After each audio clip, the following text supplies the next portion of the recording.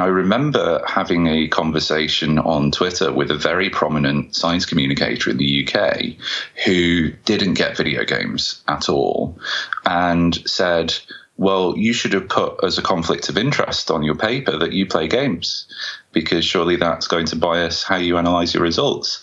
And I was completely dumbfounded by it at the time, because you wouldn't suggest that for anybody else. The example that I include in the book is, if you do music research or music psychology research, it's not a problem if you listen to music or play an instrument. Nobody's ever going to think that that's a problem for your research.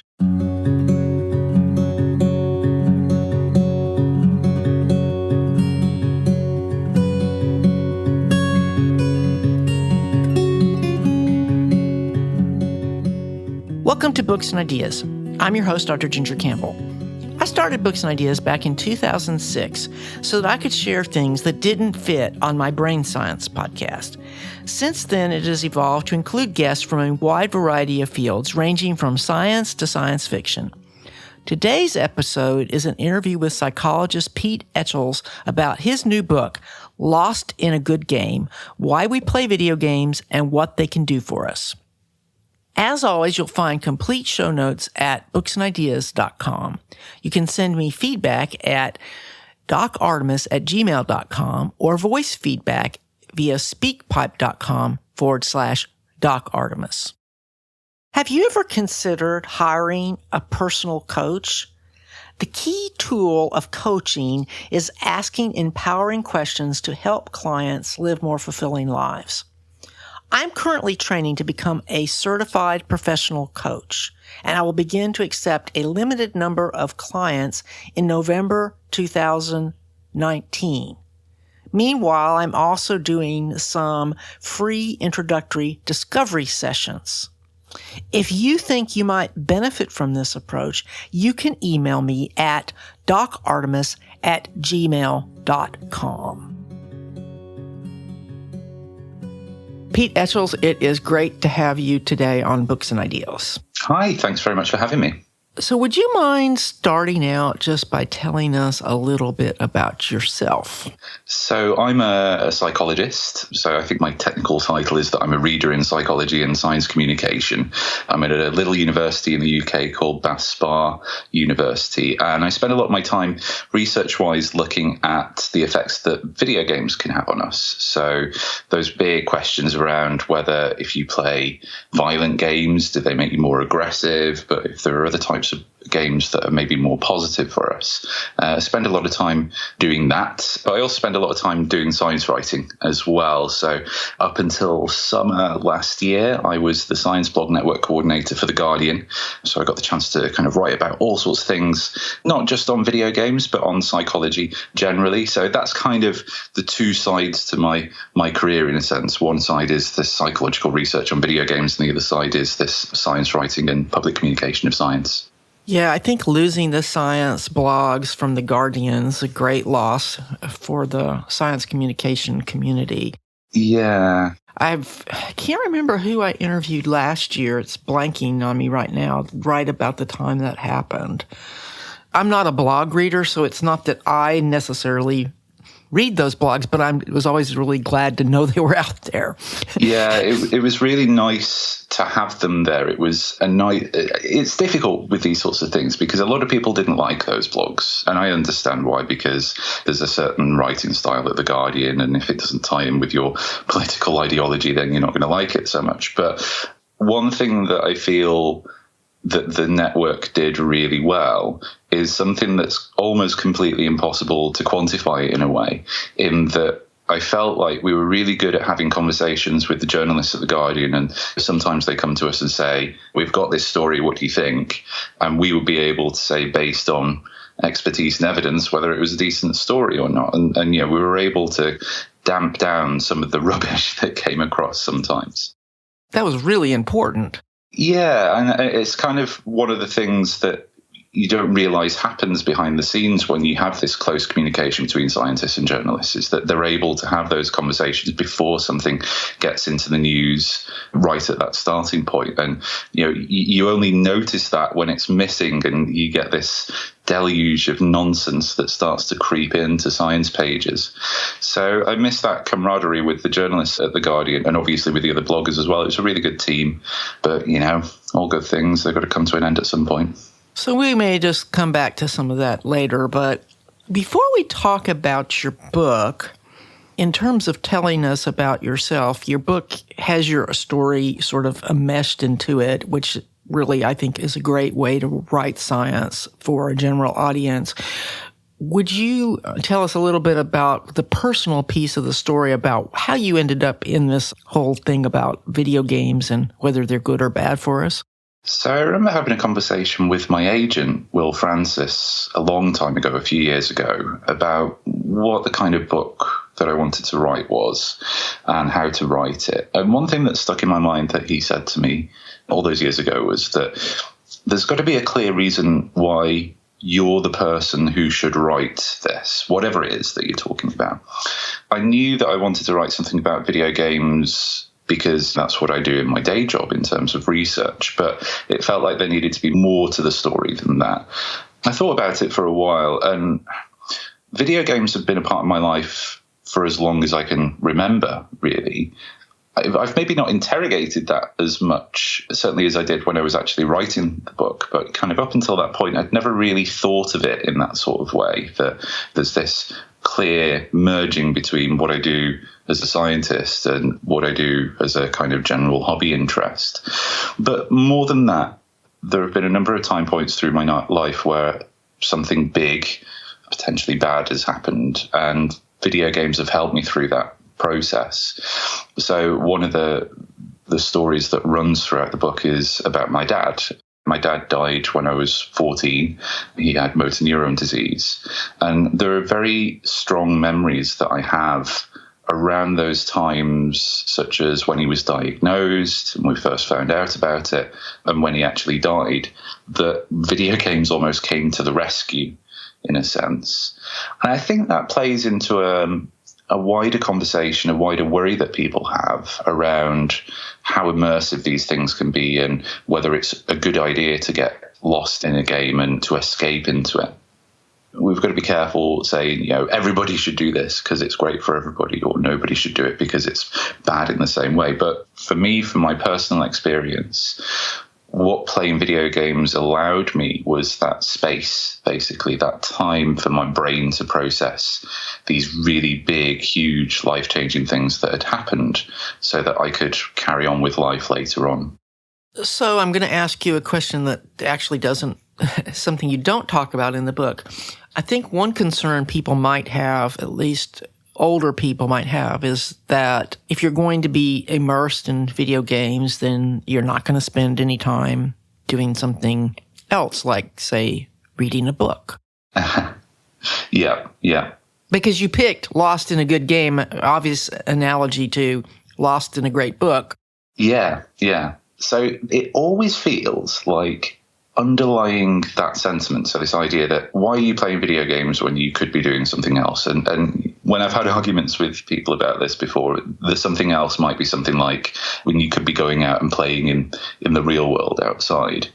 The first thing to say about that is that there's some research evidence, certainly on that question about whether you play video games versus go outside, to suggest that they're not a zero-sum game. So it's not the case, really, that video game playing behavior is displacing playing outside in terms of an activity.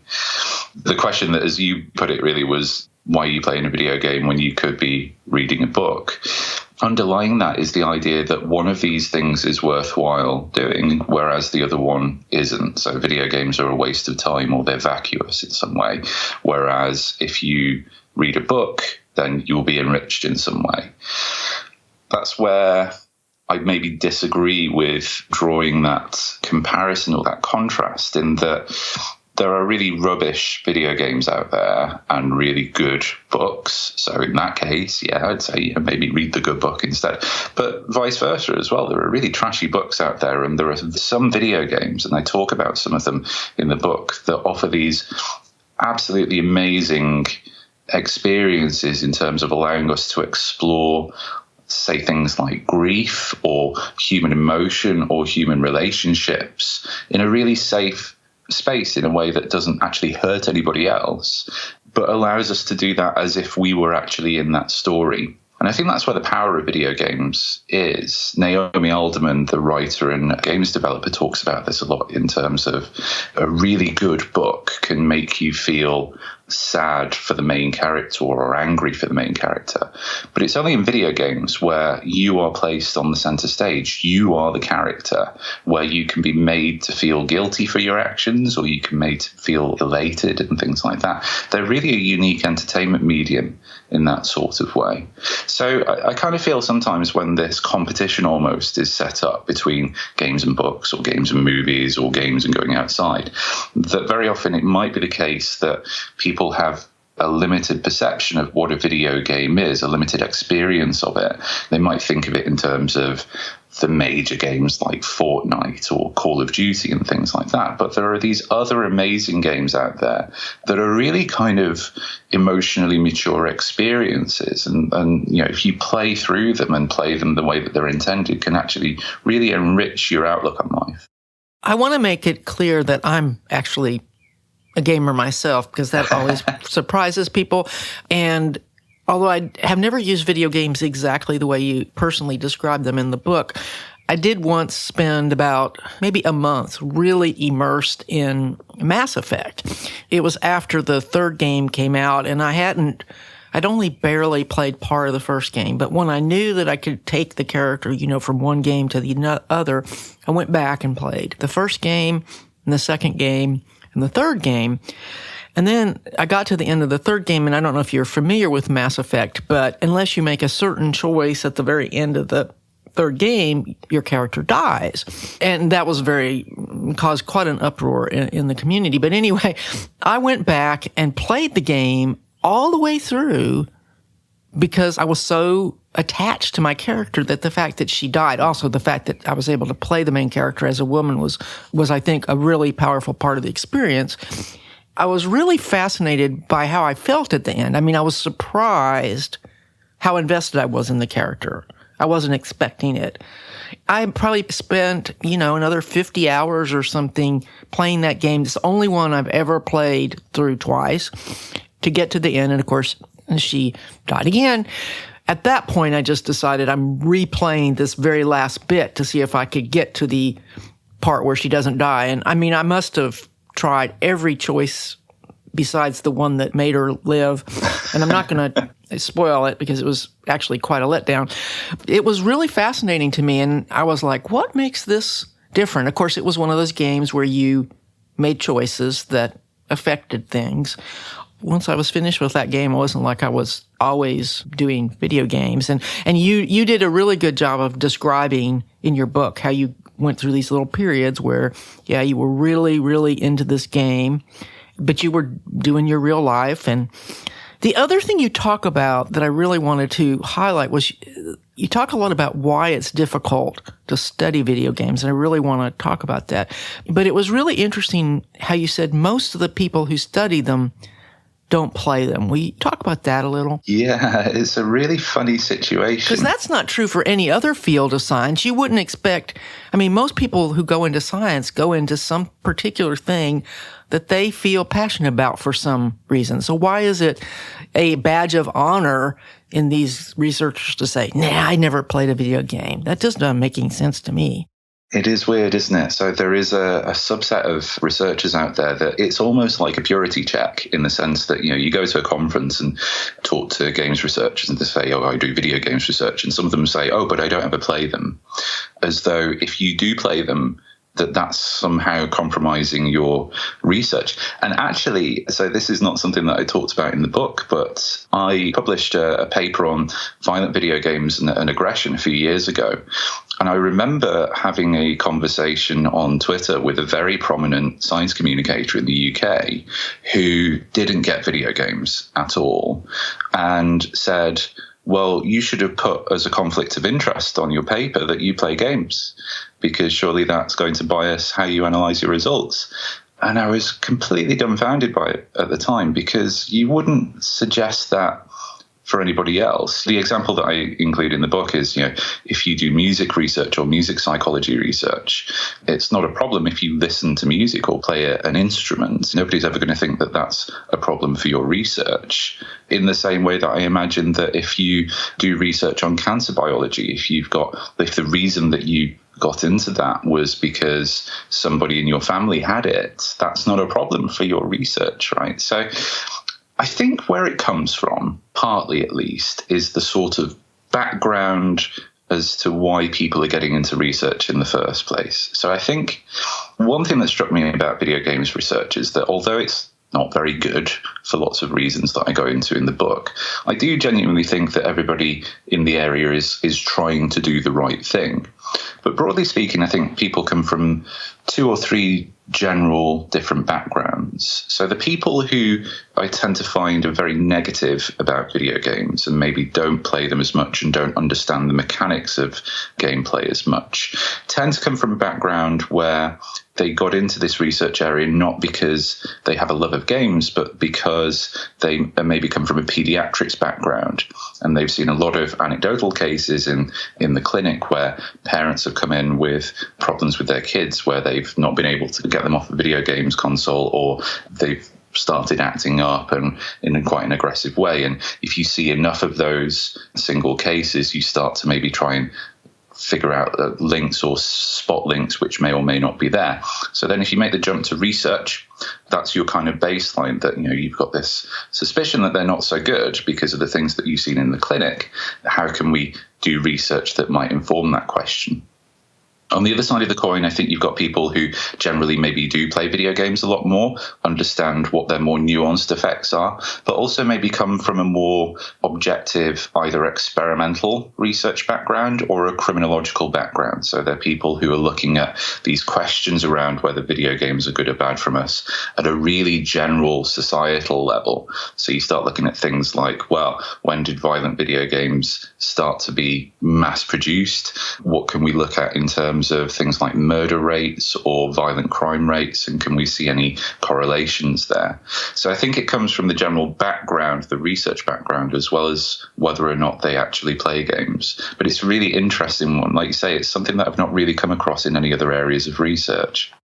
So for you, going into psychology, what drew you to that? It's a really good question. It's something that I don't really get into in the book. And the honest answer is accident. So when I was about 16, 17, I wanted to go to university to study physics and philosophy originally. I remember at the time a lot of family members saying, no, don't do that. It's a terrible idea. There's no money in it. You won't get a career afterwards. And I remember my granddad actually saying, oh, you should go into computer science. That's where all the money is. I was like, I love my granddad to pieces. He died about 10 years ago. I loved him to pieces. He was an amazing man, but I don't really think he knew that much about computer technology and computer science at the time. But I kind of just, I liked video games, so computer science makes sense. So I applied to do computer science at university and got into Bristol University.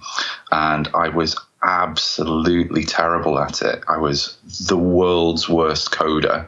I could not do it to save my life, as it happened at the time. So I had a really bad year. I was averaging about 15% on my coursework. It was really bad. As it happens, that first year, I was doing psychology as an open unit. So we kind of got the opportunity to literally do whatever other module the university had on offer that we wanted to, just to broaden our horizons a little bit.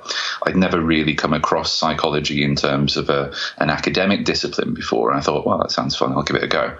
And I just completely fell in love with it. Straight off the back, I was really good at it. It seemed to come naturally to me. I really enjoyed it.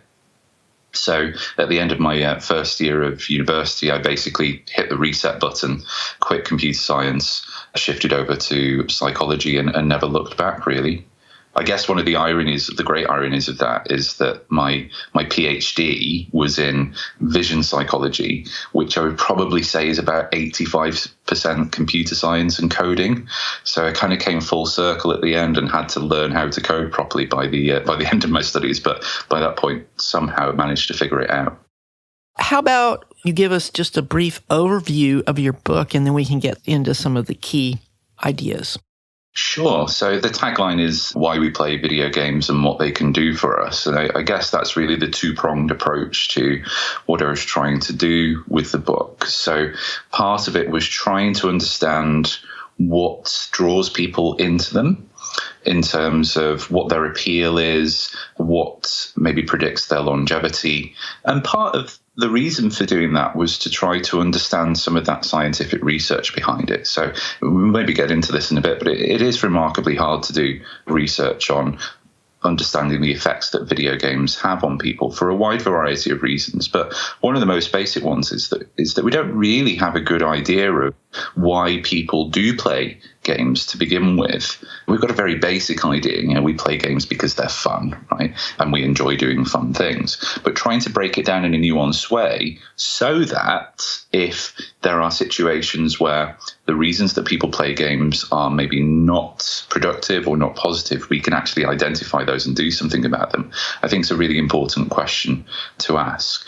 So it inevitably ties into that second question in the book, which is what are the sorts of effects that they can have on us, both in terms of positive effects and negative effects. I think generally when we look at video game stories making the mainstream news, it's generally in the context of the negative effects that they can have on us. So one of the big salient topics at the minute in the news is whether or not they're addictive. Maybe 10 years ago, it was more the question of whether or not they make us more aggressive or more violent.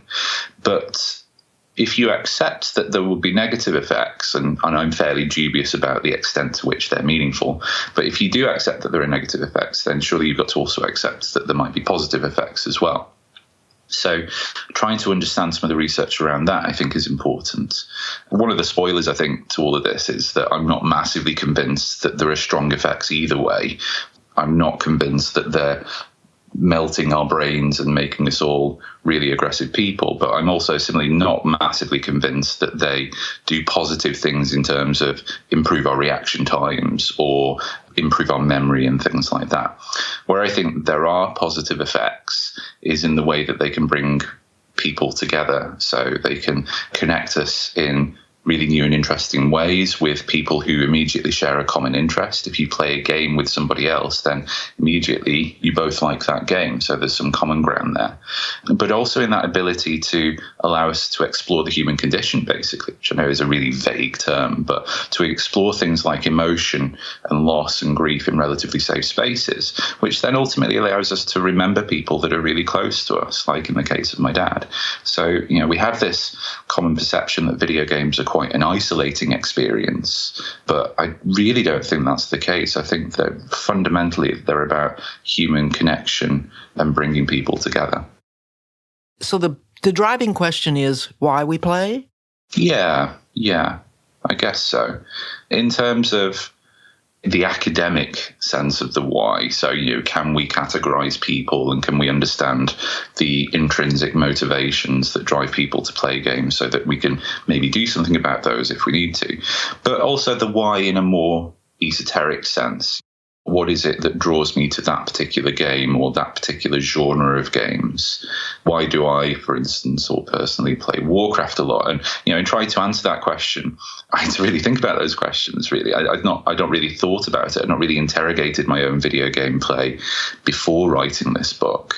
So it was kind of an interesting process to go to sit down and play something like World of Warcraft, but also at the same time trying to take a step back and say, why am I doing this? What's the point of it all? What am I getting out of this? And it was only when I started doing that and I started chatting to my friends in games, trying to ask them similar sorts of questions. I was like, well, why do you play this game? That I realized that in doing that, that was my answer. The fact that I could talk to people in those sorts of safe spaces and we could just chat about anything and nobody needed to worry about anything else. Nobody was going to go off and put stuff up on social media or anything like that. Well, actually saying that, I was writing a book about it, so maybe I'm the bad guy in that. But we were all just talking about things in a way that you would if you were talking to friends in a bar or at home. And that's when it clicked that that's what the real value for me of video games is, allowing you to find people that you wouldn't have been able to find, say, 10, 15, 20 years ago, and generate these really rich friendship and relational experiences with people. Yeah, I understand that. I'm older, so my problem is I suck at multiplayer. And I mean, I just get killed instantly. And I haven't tried World of Warcraft because I don't have time. And I'm really not into magical things. I like sci-fi better. I wish there was a sci-fi version. I guess that's supposed to be StarCraft, but I don't really know. But I understand what you're saying about the social part. And in fact, I've always been wishing that I could do that more. I mostly play single-player games so that I can be bad in my own privacy, but... Yeah, I know. I feel exactly the same way. And that goes back to the complexity of that why question, in that... So I've had some people say, well, you seem to be banging on about this idea of social connectedness. Do you think all games should have that? And I think, no, that's a terrible idea, because there are some times where I just want to play a game on my own, do silly things in it, and not really play it in the way that it was intended, just to kind of kill a bit of time. Or I've seen a video of somebody doing something really cool and I want to see if I can do that too. Or I just want to play it through for the story. So people play different games for different reasons, and they play the same game for different reasons at different times. And we start kind of unpacking it in that sort of way. It becomes a really complex question to ask, certainly in a scientific sense, really complex question to ask really quickly. But there are some sci-fi and multiplayer online games out there. One of the biggest ones, I think, is called EVE Online, where you kind of fly around in spaceships and things like that. It's quite almost like a Machiavellian political drama, in that there are various factions vying for control of different parts of space, and you can join these and actually kind of get quite high up in the ranks of these institutions and organizations. It's a very different game to something like Warcraft, in that you can die and get killed by people quite a lot. And actually also there's a monetary value to this. So you can buy and sell goods that you mine in game on open market, so that there's a tangible US dollar equivalent for some of these commodities. And there are horror stories of people who've got $10,000 worth of goods on a cargo ship that some pirate just wanders along and destroys. And that's it. It's gone then. It's completely gone. You can't quit and go back to an earlier save point. That's it. It's lost. But there are amazing stories that come out of that game as well. So there was a story from a few years ago, and I probably will get some of the details wrong with this because I can't quite remember everything, but his in-game name was Vile Rat, this character, this player, and he was very good at brokering negotiations between some of the major factions of players in the game. I think became very well respected for that, and then just disappeared at one point, and nobody really ever saw him again. And it emerged afterwards that actually this guy was a UN negotiator in real life, and the reason that he disappeared was because he'd been killed in action in Iraq. And there were all sorts of memorials held for him in game once people realized that, he was applying this quote-unquote real-world experience to a video game, and it was enriching everybody's experiences as a result. So you kind of find all of these amazing little stories once you start digging around in these sorts of multiplayer games. But, I should add a caveat that I don't play EVE Online either, because I think 90% of that game is you going around trying to figure out what's happening and then just getting killed by somebody else straight away. Yeah. So you touched on something indirectly that I wanted to talk about, and that is the problem of stereotyping why people play. Academically, it's a problem. So something that I get into in the book is this idea that there's a very influential paper from 20 years or so ago where it's almost like an ethnographic paper. It's somebody who developed one of the first multiplayer online games in the 1980s, basically just trawled through online chats and interviews with players just to try and figure out why people play that particular game in the different ways that they do. And the argument from that paper was that there's very basically 4 different types of player. There's the socializer, so people who like playing games just to chat with other people. There's the achiever, so people who like to see how far they can get in game in terms of scoring points or getting awards and things like that, becoming the best of the game, I guess. There's the explorer, so people who like going around and literally exploring the game, but also maybe exploring how the physics of the game works as well. And then there's killers, so people who like going around and causing other players grief, basically. And it was a very influential paper at the time, and it became so influential that it kind of muddied the waters, I guess, for research ever since, in that if you take it as a starting point and then try and develop a questionnaire to figure out why people play games, if you're not careful about how you develop that questionnaire, then you end up just reinventing the wheel, as it were. So, if you have a question on your questionnaire that says something like, to what extent do you like going around killing people in video games? What you'll get, so if that's a scale from 1 to 10, some people will put 1, some 5, some 10, whatever. But what you'll get is a spectrum of answers that will tell you that some people really like going around killing people in games and other people really don't. So you're just reinventing that killer archetype. So you kind of stereotype people into these sorts of roles. And then what you do is miss the chance to try and understand some of the other reasons why people might play video games. And the ultimate risk there is, I guess, if you, as a games developer, come across this vast treasure trove of research and all of it largely says people play these games for 4 reasons, then you might start thinking, well, I need to make sure that those elements are in my game so that those 4 archetypes of players have got something to do. You start rigidly making games around those sorts of reasons and archetypes, then it might actually be a very good game. And that example of Vile Rat, I think, is a good example of how people can break out of that mold. You can play games like EVE Online or Warcraft in a way where you're not doing any of those things. You're doing it in a completely different way. And if that's how you enjoy playing it, that's absolutely fine.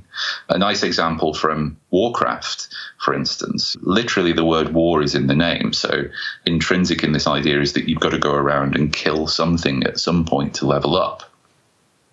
There's been a player for the past 3 or 4 years, I think, maybe a bit longer actually, who's played the game in an entirely pacifistic way. They've managed to gather enough experience to get from level 1 to level 120, but not by going around and completing quests, which sometimes means going around and killing enemies or even just culling boars and things like that. But they've done that by going around and just mining ores and gathering herbs, because every time you do that, you get a tiny, tiny amount of experience. And as you get to the really high levels, it's infinitesimally small. So this is a huge grind, right? That's hundreds and hundreds and hundreds of hours of gameplay, just going around in a circle and just collecting these little bits of metals and minerals and herbs and plants. That's an amazing achievement to be able to do that. And the game allows you to do that because it's got that flexibility in.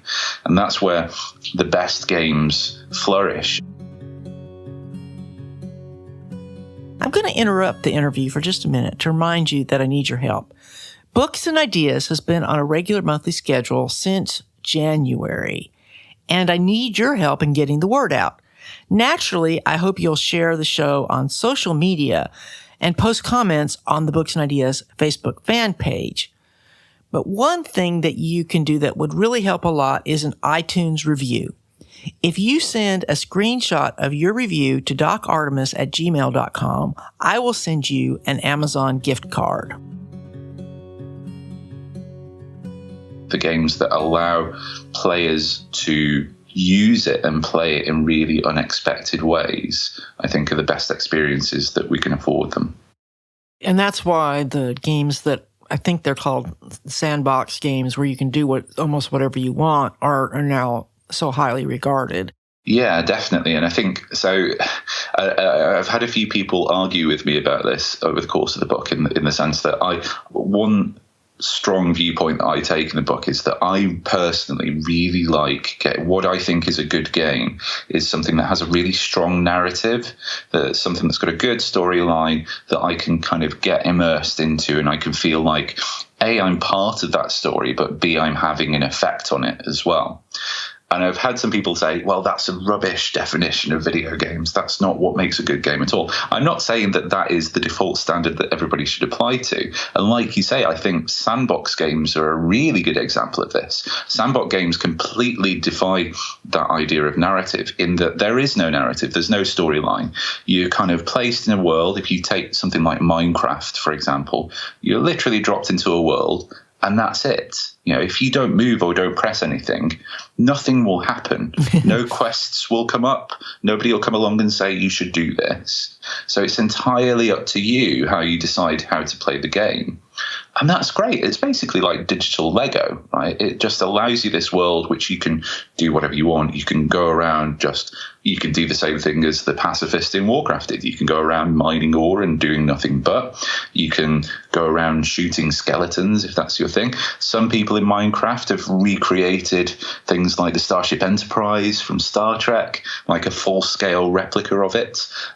Full-scale replicas of Minas Tirith from Lord of the Rings, these amazing kind of acts of creativity, not because the game tells you to do that, but because somebody's decided that's what they want to spend their time doing. You get these amazing works of art at the end of it. I've played a bit of Minecraft. I'm not very good at it because I'm not a massively creative person. So when I play things like that, the same as if you give me a box of Lego, probably what will happen is that I'll build you a house and it will look like a kid's version of a house with 2 windows on the ground floor, 2 at the top and a door in the middle. And basically that's what happens when I play Minecraft as well. So it's kind of fun for me for a little bit, but it doesn't capture my imagination in the same way that other games do. But that's not to say that it's not the best game in the world for other people. Right. And that's, again, let's not stereotype. So why do you think psychologists should be involved in game design? What can psychologists contribute?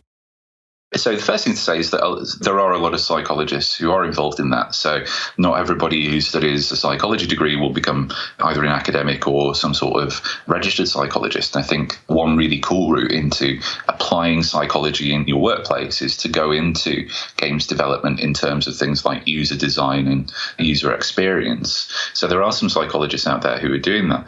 But also the other thing to say is that I think even if there aren't psychologists or people with psychological backgrounds involved in video games development at a particular company, say, psychology comes into it anyway. And I think this is where we need more interaction between research psychologists, experimental psychologists, and games developers, in that if you take the example of loot boxes in games, which is a big thing that's on everybody's minds at the minute, this idea that you can monetize a game by charging people for the copy of it, but you can also monetize it by getting people to spend money within the game once they've downloaded it and played it and purchased it. So you can get them to spend a little bit of money to open a box. That box will have some goodies in that you can use in game. So it might be a new weapon or a new character or even just a new outfit for a character. Those sorts of mechanics, if you don't really have an understanding of psychology, seem amazingly attractive, because you've got this thing whereby people will spend a lot of money on opening box after box after box because they want that really rare item. That sounds like a slot machine to me. Yeah, basically. And that's where the psychology comes in, because the reason it looks so good from a financial point of view is because it's tapping into very well-known psychological weaknesses that we have that are exploited in casinos and in slot machines and things like that. So things like how we reinforced to do something if we think that the next time we do it, we might just win. So it's the kind of just one more go kind of attitude, how we kind of exploit variability in people's impulsivity.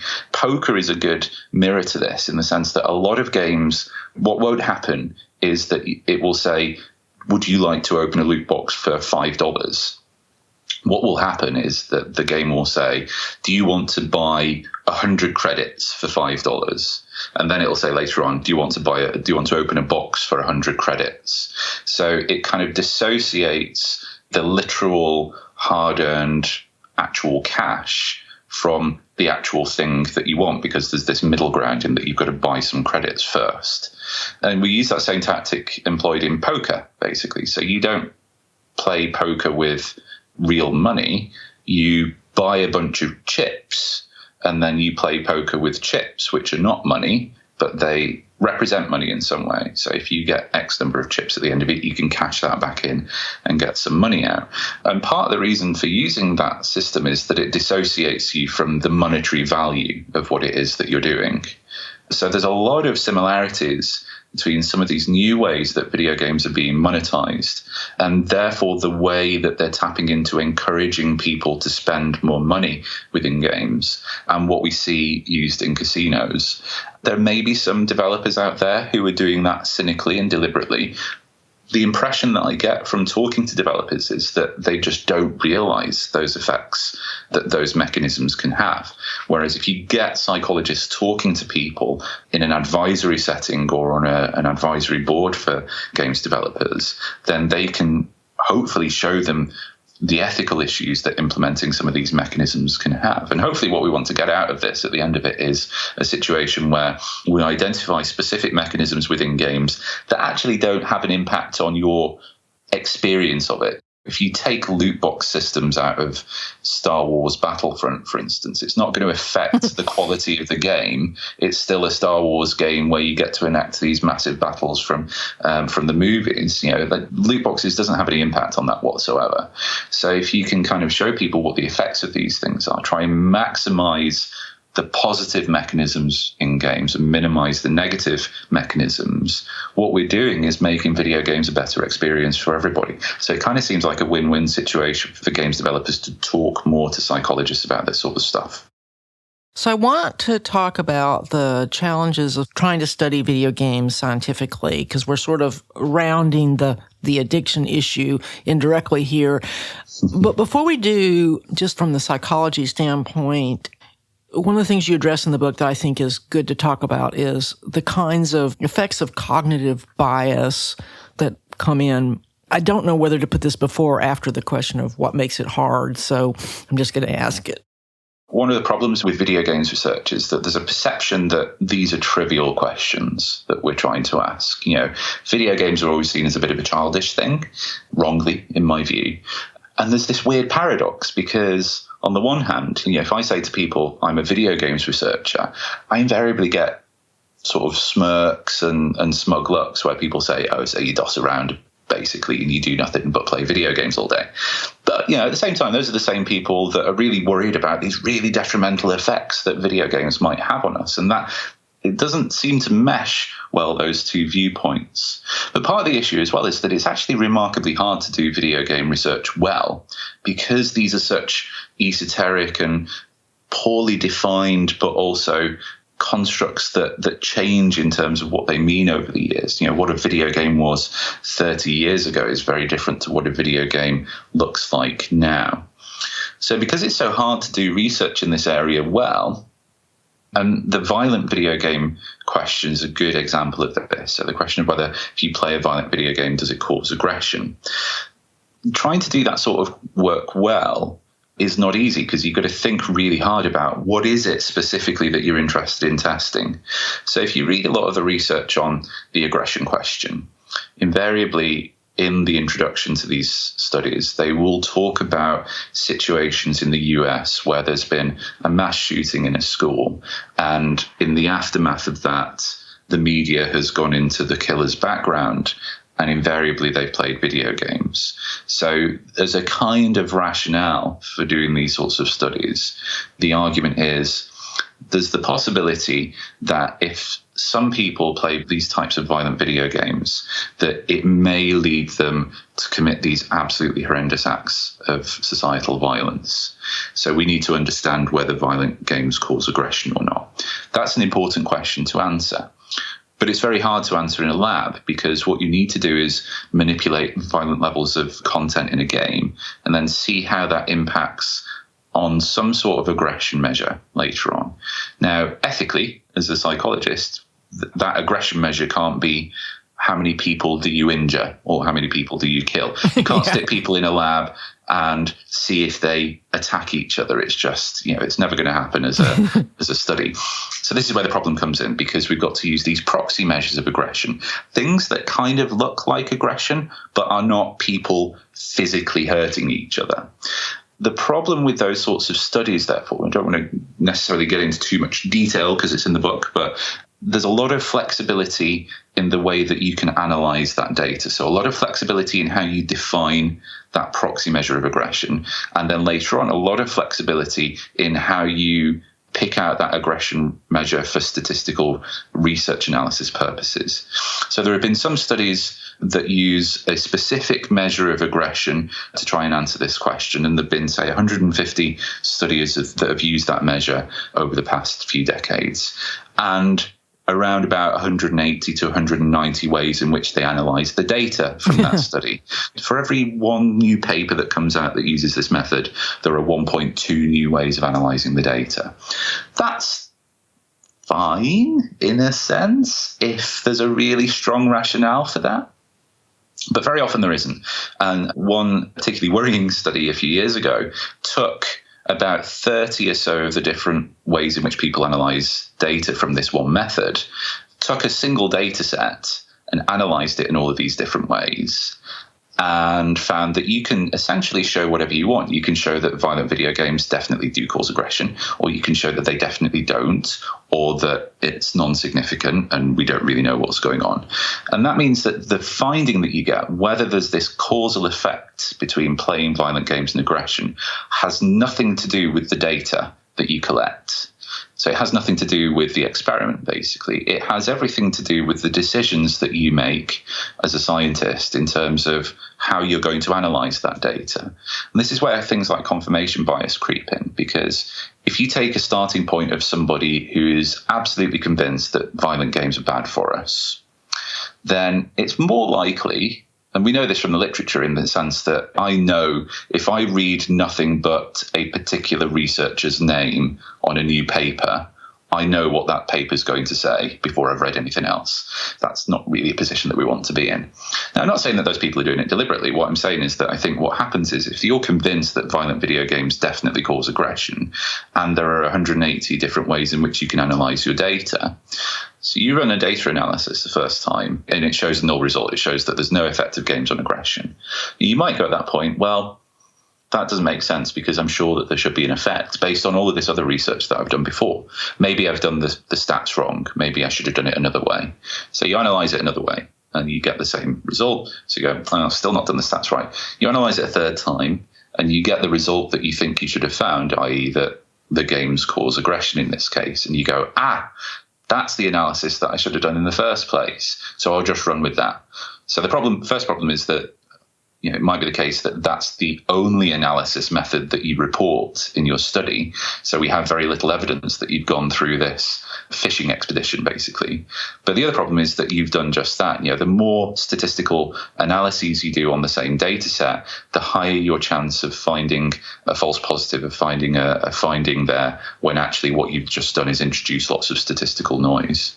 So I think the research area is plagued with those sorts of issues at the minute, in that these kind of biases that we hold as researchers have the possibility of having quite a big impact on the data that we have, or rather the analysis of that data, in ways that is not always that easy to elucidate and unpack and uncover, because invariably all we've got to go off usually is the published research literature.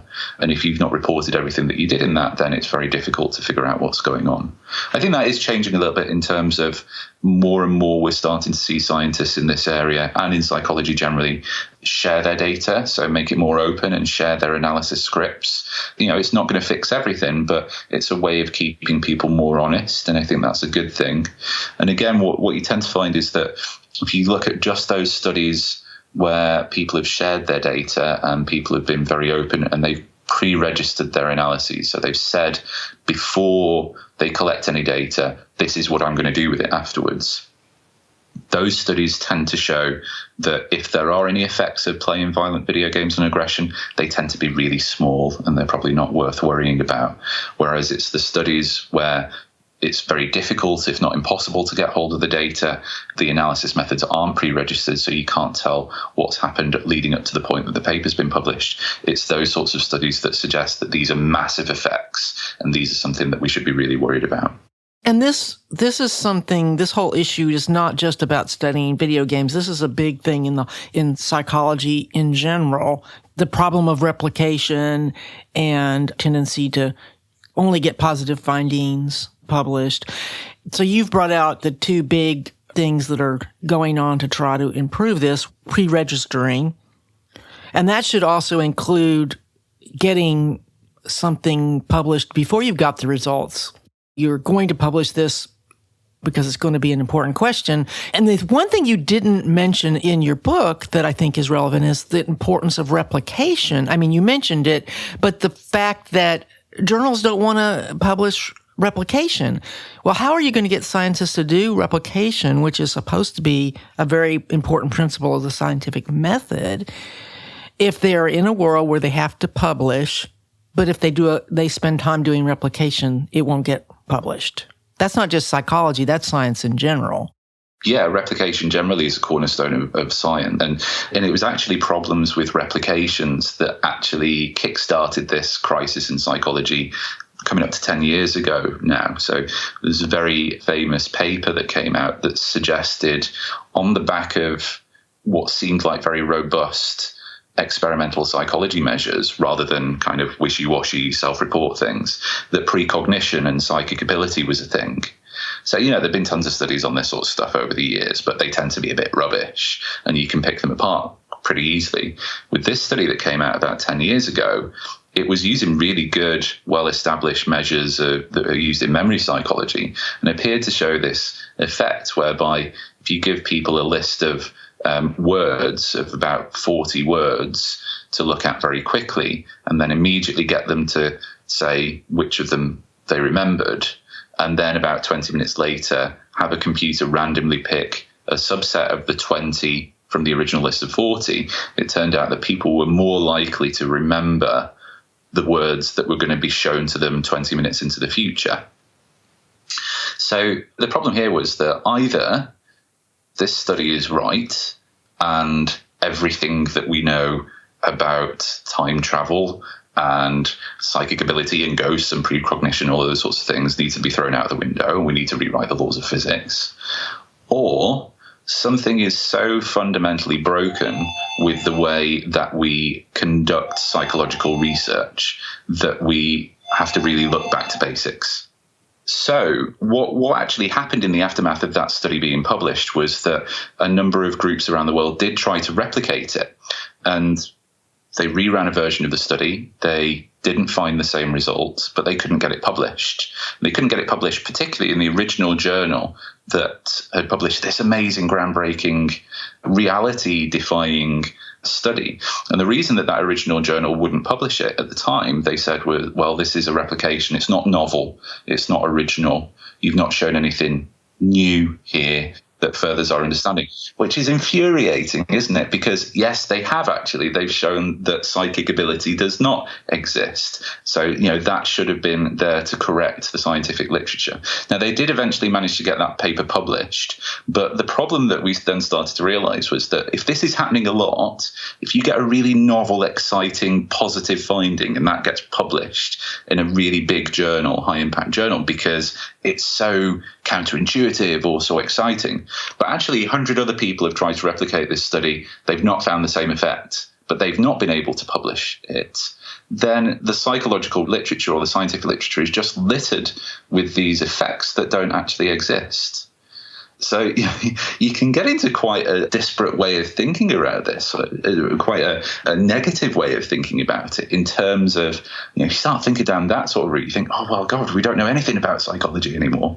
How do we fix this? I think I am quite negative about this in the book, but there is a positive side to it in that, I think it's entirely right that we should shine a light on these problems, because you're only going to fix these things if you acknowledge that they're there in the first place. And yes, maybe psychology has experienced more than its fair share of these sorts of issues, but I think it's also doing a lot of good stuff in terms of trying to pave the way for improving the way that we publish scientific research and think about how we design our studies and make sure that we minimize the effects of those sorts of biases on the results that we get. So I think definitely there's a positive story to come out of all of this, in that psychology really is leading this way in terms of shifting people towards open science and declaring analysis methods in advance, and even doing things like sharing materials and code and analysis scripts and things like that. And sharing data so people can do different analyses and attempt to replicate without having to do a big, huge experiment over again. I mean, and even outside of psychology, where some kinds of experiments are very expensive to do, the importance of sharing data is huge. And that just needs to become the standard. So there's always this, I think, reluctance historically from scientists to share their data, because the question is, well, what are you going to do with it? You only want my data because you're trying to dig around in it and show that I've done something wrong. Yeah, kind of. Is the answer to that? Because if you have done, I'm not trying to catch you out, but if you've done something wrong, then we kind of need to know that, because we need to figure out what the right way is to do this. I think you can entirely do that in a collegiate and collaborative way. It doesn't have to be so antagonistic all the time. But I do get why people are historically reluctant to share these things. But you're absolutely right. If you look at it in terms of any studies that involve human participants, if you want to try and replicate a particular study, and that requires getting a bunch of new people to do the same thing, whereas you could have just used the original data and analysed it in a different way or reanalyzed it or whatever, then there's an ethical question there, in a sense, in that you might just be wasting a bunch of people's time. If that data already exists out there, but nobody realises it's there, and you have to go away and collect more, then it's a big ask of people to give up their time to take part in human research studies. And some of these can come with potential kind of risks to health and things like that. So, we need to kind of take a little bit of a reflective look at how we do these sorts of things and figure out, well, why are we doing all of this in the first place? Am I collecting data and trying to publish papers because it's good for my career? Or am I doing this because I genuinely fundamentally want to find out something interesting and new about the world around us? And if it's the latter of those, not the former, then you shouldn't have any problem with sharing your data. Basically, I think a lot of this is about developing a thicker skin. I'm always surprised about how thin-skinned scientists can be sometimes when you argue with them. While at the same time, being in science is something that, you've got to have a thick skin for. It's all about rejection, right? It's about spending days and weeks and months writing a grant or writing a paper, knowing that it's going to get rejected the first time around. You've got to have a really thick skin to be able to do that and stick with it. And yet people who are in that system who are able to do that are also not able always to have calm and collected conversations about these things which are designed to improve the state of science. It's very strange. Well, Mr. Spock is not doing science. Humans are. That's very true. Yeah, that is very true. So we're sort of running out of time, but there's one thing I really do want to talk about before we stop, and then I'll give you a chance to add whatever you want to add. But on the issue of screen time, which is sort of semi-related to video games because that's one of the things people do on screens, and I'm going to ask you to, because it's a big question, and we are out of time, I would like you to talk just about Susan Greenfield's work, because, she has so much influence with her label as a neuroscientist. Yeah. So this could be really quick, actually, because Susan Greenfield doesn't have any research on screen time. And I think this is where the problem comes from. So very, very quickly, screen time is a very enticing measure for scientists to think about because it seems relatively easy to collect. It's basically the number of hours or minutes per day that you're on some sort of screen-based technology. Because it's so simple in that sense, it's very enticing to run correlations with that measure and pretty much anything you want, well-being or anxiety or depression or whatever it is that you're interested in. And you will get correlations out of that in some way, shape or form. The problem is that it's a meaningless measure. If I have an hour of screen time and I'm logged in an experiment as having a screen time value of 1, because I spend 1 hour on a screen per day, and you compare that with somebody else who also has 1 hour of screen time per day, if I'm spending my hour doing work or talking to family on the other side of the world or using Wikipedia to research an essay or watching a TV show with my wife, whereas the other person, the other alternative Pete, is on Instagram agonizing over body image or is looking at illegal material or something much more negative, you might imagine that in those two situations, my real Pete's 1 hour of screen time will have a very different effect on him than alternative Pete's. But in the experiment, in the study, we're both categorized as having 1 hour of screen time. So it's a meaningless measure, basically. What we need to be doing with screen time is breaking it down into its constituent parts. So looking at the context of screen use and the content, the way in which people use it and what they're actually looking at to try and figure out what those specific things do in terms of effects. And the problem with people like Susan Greenfield is that they don't look at that sort of nuance. They just make these very grand pronouncements like video games leave kids with early onset dementia or Facebook's turning people into a generation of zombies and things like that. They have no grounding in research evidence and they're just not really worth the time it takes to print them, basically. You do describe what you call a gold standard study that I think is worth mentioning. The Goldilocks hypothesis study. Yes, that's a brilliant study. So that's by researchers at the Oxford Internet Institute and at Cardiff University in the UK. And, it's not a perfect study by any stretch of the imagination. You're never going to have a perfect study. But in terms of developing a good, robust, solid starting point for trying to figure out the effects of screen time, I think this was a good one. So the broad idea is that in screen time research, there's two competing hypotheses. So there's one called the displacement hypothesis. It's this idea that screen time displaces other sorts of activities that are better for us. So as a result of that, if you look at screen time and plot it against a measure of well-being, then you might expect a linear relationship. So as screen time increases, well-being, however you've measured it, decreases. The alternative is something known as the Goldilocks hypothesis, which is that at very high levels of screen time, you would expect negative effects on well-being. But also at very low levels, you might expect a negative effect. So in other words, there's a sort of just right amount of porridge, as it were. So the counterintuitive bit of that is thinking about, well, why would very low levels of screen time negatively impact on well-being?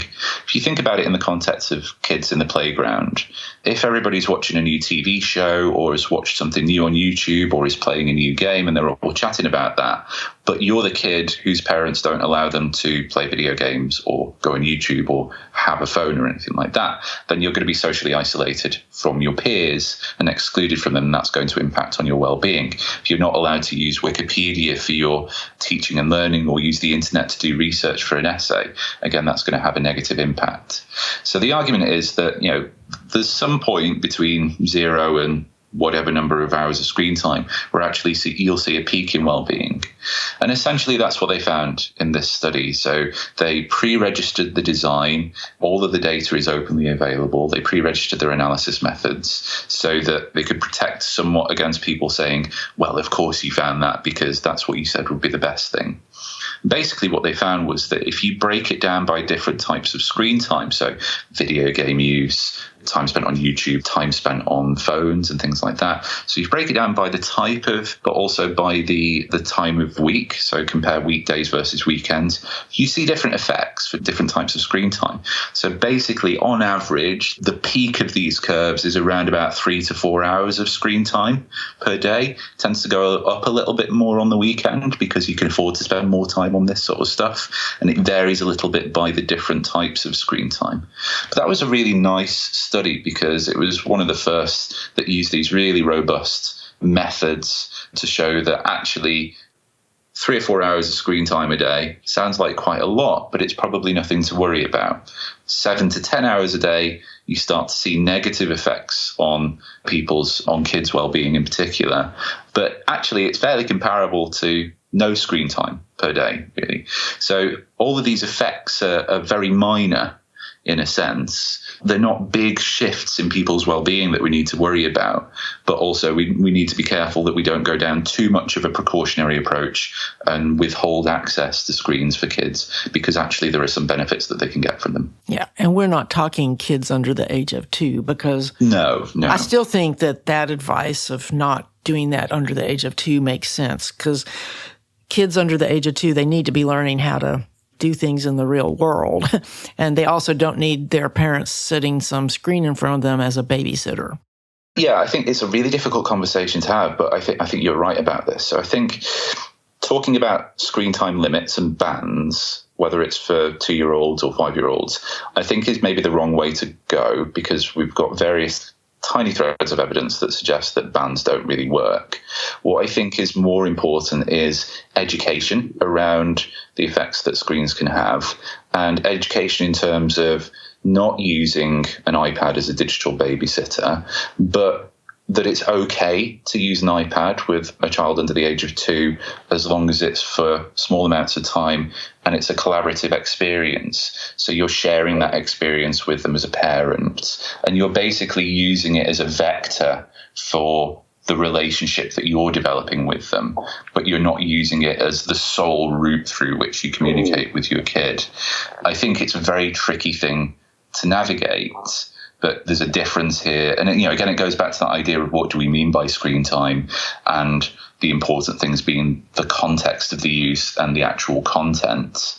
That there are educational games for 2-year-olds on an iPad that if you spend a couple of minutes a day playing with them on, that's not going to have any effect on them whatsoever. If you plonk them in front of YouTube for 5 hours, that's problematic. So it's thinking about how to disentangle those issues and thinking about whether it's actually the screen in those situations that's the issue, or whether it's the approach that we take to them and the attitudes that we have and our understanding of the potential effects of not having that interaction with kids that is a problem. Like I say, it's very difficult to have those conversations with people because people have such strong opinions about iPads, particularly if they're parents. And it's something that I worry about as well. My wife's about to give birth imminently, and it's something that I think about a lot in terms of how can I, think about my own screen use when I'm around my child, and how am I going to interact with them when they're of an appropriate age where I can start using that to good effect to improve their development or to facilitate play when it's appropriate. And thinking about it in those sorts of ways, I think, is the way to go. You make a really good point. And as you were talking, the thought that came to my mind was one of the people I've interviewed several times is a woman named Marianne Wolf, who studies reading in children. And she talks a lot about the importance of reading to children from the time they're itsy bitsy and, sitting on your lap with a book. And what I was thinking is, it's kind of not fair to say, well, you can't use an iPad, because I can see people who have less economic means, they might need to use an iPad, whereas I might be able to afford to buy a lot of physical books for my kids, and somebody else might not be able to do that. So for me to judgmentally say, well, only real books count is, like you say, it's my opinion. It's not scientifically proven. I think this is why it's good to have these sorts of conversations. I get things wrong on this all the time, but by talking to people and thinking about these other issues that maybe don't affect me personally because I come from a middle-class background, I think that's really important. So I think, 2 things to say about that. One is that it goes back to that idea of screen time being meaningless, because, if you're reading a book on a Kindle or an iPad to your child, really is that different to reading it, a paper-based version of it? But in a scientific study, one of those are counted screen time and one of them wouldn't. The other thing to say is that I think you're absolutely right in terms of thinking about the socioeconomic issues around some of these questions as well. That idea that why do you bother playing video games when you could be outside playing instead, I think is a good example of that. Because when I've had arguments with people about that before, the perception is, why aren't you outside playing in the countryside or playing in the back garden or playing in a play area? And it's like, well, not everybody has access to those things, actually. So especially if you live in dangerous areas in an inner city, probably not a good idea to be going out and spending time playing on the street. So thinking about it beyond your bubble of what you think of in terms of inside versus outside, what a screen is versus what's not, I think are really important things that we all need to do in terms of pushing the debate forward and trying to have more of a nuanced conversation about it. Yeah, and then just going back to Susan Greenfield for a moment and the idea that all this is going to basically destroy our brains. As you pointed out very early on in the book, everything we do affects and changes our brain. I always think, about the famous story of Socrates and his being against the written word, allegedly, because it was going to ruin our memory. And when I was a kid, it was, kids are watching TV instead of playing outside. And I feel like I turned out okay. Yeah, there's always been something. There's been moral panics around comic books, newspapers even. Yeah, there's always been these panics around anything that's new that people aren't quite sure of, really. Part of the argument was that it was going to affect people's memory and that it was going to ruin discourse, because if you write something down on a piece of paper, that idea is fixed, then you can't debate it and modify people's opinions. But I don't think Plato was really against the idea of the written word. He was just talking about it in terms of the dangers of misunderstanding new forms of communication, which is actually kind of interesting in the context of all of these modern day worries that we have. So I think there will always be something that people are worried about. And I imagine it will be the case that in 20 years' time, there is some new form of technology that I'm really vehemently against because I've not really grown up with it. And it's not something that I've experienced. And we tend to worry about those things that we don't have much experience of. And I hope at that point, there are some really good scientists who come along and can explain to me the evidence as to why I shouldn't be worrying about that. So is there anything else you'd like to share before we close? I don't think so. I think we've covered quite a lot of interesting stuff. It's always nice to have these sorts of conversations because given the focus on things like video game addiction in the news recently, I invariably tend to find is that people focus on that. So they want to know what the evidence is behind video game addiction and what the problems are and should we be worried about them. But it's frustrating for me sometimes because that's not what the book is about. That's one small part of it. And there's this other rich thread through it that covers all sorts of different aspects of video game use. And it's actually just nice to talk about some of those instead sometimes. Yeah.